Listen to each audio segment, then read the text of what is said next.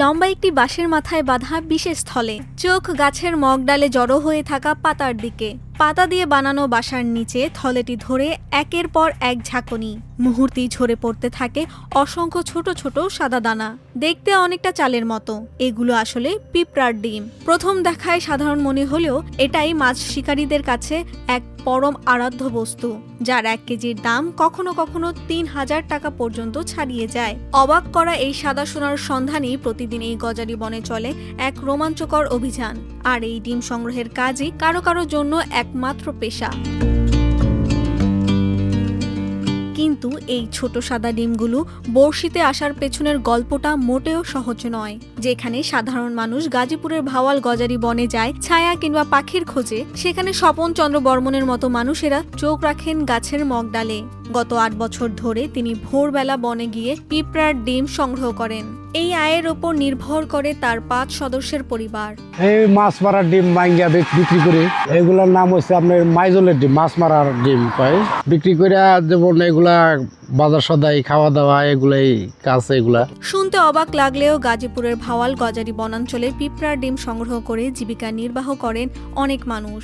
অধিকাংশ মানুষের কাছে বিষয়টি অজানা, কিন্তু বনঘেরা কিছু গ্রামের মানুষের কাছে এটি বহু বছরের পরিচিত এক আয়ের পথ।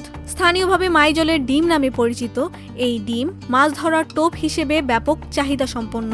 মৌসুম ভেদে প্রতি কেজি ডিমের দাম 600 টাকা থেকে 3000 টাকা পর্যন্ত ওঠে। দিন আস্তে আস্তে সিজন আস্তে আস্তে অনখালি দাম বাড়তে বাড়তে 3000 টাকা কেজি দেবো।